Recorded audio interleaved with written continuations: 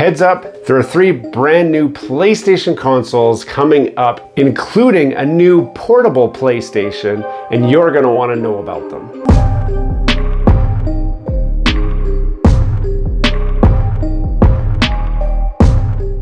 Hello and welcome back to Gears and Tech. We do not get caught up in rumors and all of that sort of thing very often, but some breaking news has come out and we want to talk about what that is, tell you what you can expect, and kind of put some of these rumors to rest so that you know kind of where we're at with things. You may have heard the word the Q-Lite by Sony. Now that is the rumored or the project name of the brand new PlayStation handheld. Now before you start getting super excited and say PlayStation handheld, like the PSP, like the Vita, like the Switch, well, no, not quite exactly. So right here, I have an example of one such device. Now this is not the PlayStation Q-Lite. This is a GameSir X2 controller add-on. And what this does is connect to my cellular phone, and it's removable. I'll show you guys that. So I can pop this out like this. It's got a USB-C port. There's lots of different brands of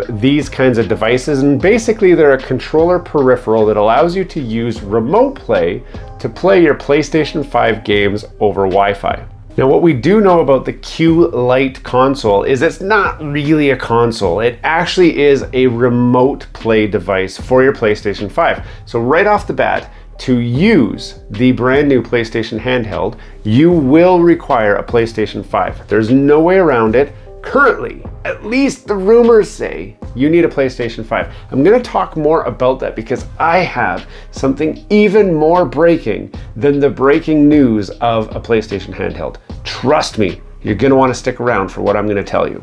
Before we get too far into this video, don't forget to subscribe to the channel down below. If you've seen some of our content already and have not subscribed, we want you to join our community. Smash that like button, hit subscribe, and let's get back to the video.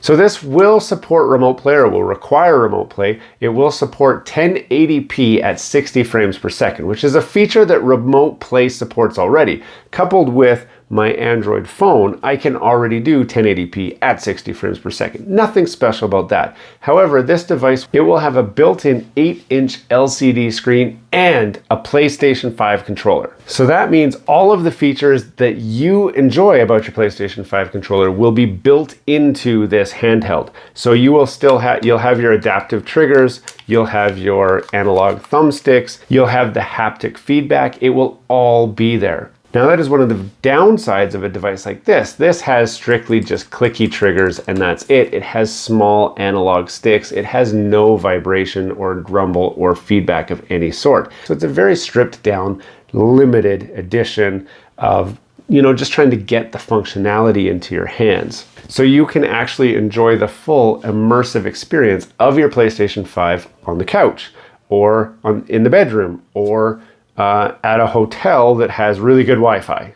So that's a prerequisite. You will need some pretty good Wi-Fi to get 60 frames per second through remote play. There's not a lot of other details about the device, but I'm going to break one detail to you that you may not have thought about and I don't think others are talking about, and that is that this is going to be a cloud streaming device. In theory, you have to connect your PlayStation 5 to this device, and then you can do remote play remotely, right? However, Sony could, if they wanted to, set up a server farm of PlayStation 5s and sell almost like a subscription service where you could rent the use of their PlayStation 5s remotely, provided you have a strong internet connection. And in comes the interesting part of this concept. As long as you have a strong internet connection, you could actually remote play an entire PlayStation library of totally backwards compatible games. Now I'm starting to talk a little bit about features that you've already heard before. The new PlayStation Plus introduced a tiered system where you can already live stream PlayStation 1, PlayStation 2, and PlayStation 3 games, some select PlayStation 4 games. If you can live stream those from a Sony server to your PlayStation 5, what is stopping you from doing the same thing from the Sony server to your brand new Sony handheld? The short answer, nothing. While everyone else is focusing on the limitations, saying this is just a remote play device, it doesn't actually take the games, it doesn't actually install the games, it doesn't actually run the games, we are actually hitting a point in time where Wi-Fi speeds are fast enough that cloud gaming might be a real possibility. Xbox is actually banking on this when they released the Game Pass feature on your Nintendo Switch. I don't know if I was supposed to tell you about that, but Nintendo signed a deal with Microsoft to bring Game Pass to Nintendo consoles. You could be getting Game Pass on your Switch, and that further adds credibility to the fact that Sony needs to step into this space somehow. And why not do it with something that's as easy as a remote play device? Simply taking this, stretch it out a little bit, add a screen in the middle, Bob's your uncle, right? Full new experience, remote play with an extra bonus of a totally downloadable and playable library through cloud streaming service. Mark my words, that is coming.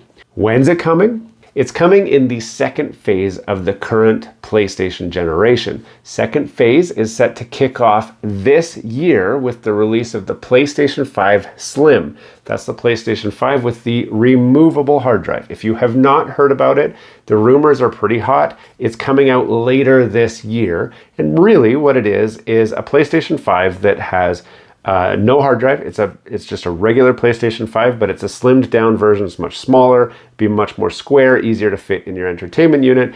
And if you decide you need a disk drive for it, you can buy that as a separate add-on. It allows them to make one console with one extra peripheral for those that want it. Saves a ton of money on shipping costs. They don't have to guess which SKUs are going to sell, and it really streamlines the sales stream. This then is supposed to release sometime after that new PlayStation 5 Slim comes out and before the PlayStation 5 Pro comes out. Now I know your ears just perked up and you said, PlayStation 5 Pro? I thought we weren't getting a PlayStation 5 Pro. Well, the rumors are we are getting PlayStation 5 Pro, and the rumors are it's going to come sometime around Christmas of 2024. So we've got, another couple years before Pro comes out. And it's kind of good, but bad. So that gives space for this to come out.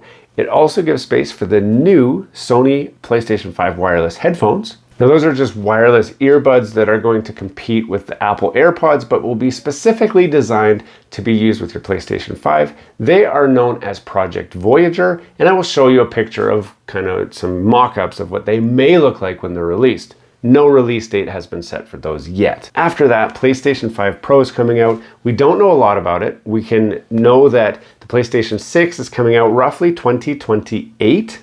So the PlayStation 5 Pro releasing in 2024 is about the same slot that we saw the PlayStation 4 Pro as far as the life cycle of that console. What can you expect with the PlayStation 5 Pro? Nobody's really sure yet, especially since right now we have not fully tapped into the potential of the PlayStation 5 console. Once we start to see that tap out, you can bet that you're going to see more details about the PlayStation 5 Pro and how it's going to be so much better than just the regular old PlayStation 5. I know while we're sitting here now, it's really hard to think about it, but so many people have looked at the PlayStation 4 and said, holy crap, the PlayStation 4 Pro is so much better than the regular PlayStation 4. And now they've said the PlayStation 5 is so much better than the PlayStation 4 Pro. So it makes sense that the PlayStation 5 Pro is going to come out. And then we're going to talk about how much better it is than the PlayStation 5. Probably you're going to finally see that 8K gaming that they promised us way back when the thing was released in the first place. With all this exciting new tech coming up, it's clear that we should get excited.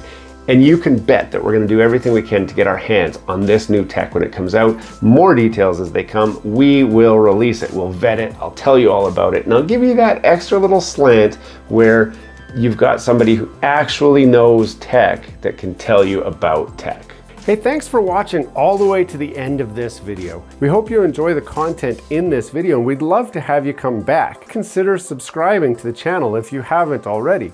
And for those subscribers who are looking for that extra special thing that you can do to support this channel, consider joining our members group. That's where we're building this community, the Gears and Tech community, where we can all enjoy content together.